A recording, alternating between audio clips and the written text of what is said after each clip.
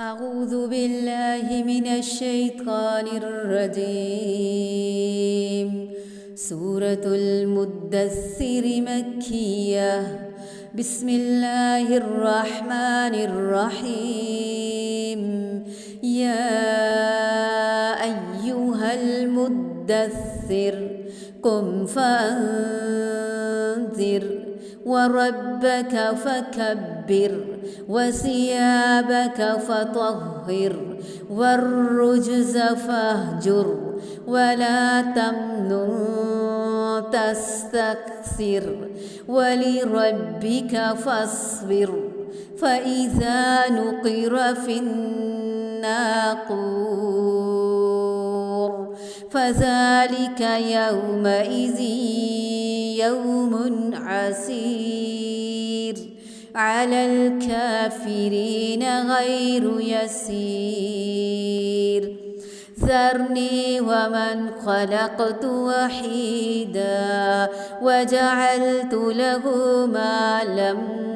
ممدودا وبنين شهودا ومهدت له تمهيدا ثم يطمع أن أزيد كلا إنه كان لآياتنا عنيدا سأرهقه صعودا إنه فكر وقدر فقتل كيف قدر ثم قتل كيف قدر ثم نظر ثم عبس وبصر ثم أدبر واستكبر فقال إن هذا إلا سحر يؤثر إن هذا إلا قول البشر سأصليه سقر وما أدراك ما سقر لا تبقي ولا تذر لواحة للبشر عليها 19 وما جعلنا أصحاب النار إلا ملائكة وما جعلنا عدتهم إلا فتنة للذين كفروا ليستيقن الذين أوتوا الكتاب ويزداد الذين آمنوا إيمانا ولا يرتاب الذين أوتوا الكتاب والمؤمنون وليقول الذين في قلوبهم مرض والكافرون ماذا أراد الله بهذا مثلا كذلك يضل الله من يشاء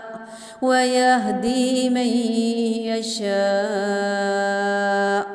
وما يعلم جنود ربك إلا هو وما هي إلا ذكرى للبشر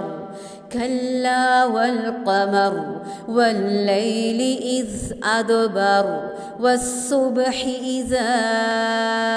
أسفر إنها لإحدى الكبر نذيرا للبشر لمن شاء منكم أن يتقدم أو يتأخر كل نفس بما كسبت رهينة إلا أصحاب اليمين في جنات يتساءلون عن المجرمين ما سلككم في سقر قالوا لم نك من المصلين ولم نك نطعم المسكين وكنا نخوض مع الخائضين وكنا نكذب بيوم الدين حتى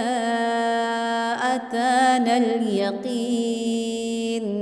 فما تنفعهم شفاعة الشافعين فما لهم عن التذكرة معرضين كأنهم حمر مستنفرة فرت من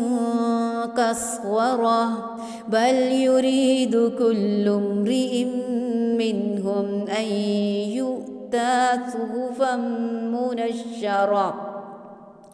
بل يريد كل امرئ منهم أن يؤتى صحفا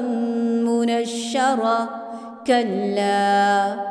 بل لا يخافون الآخرة كلا إنه تذكرة فمن شاء ذكره وما يذكرون إلا أن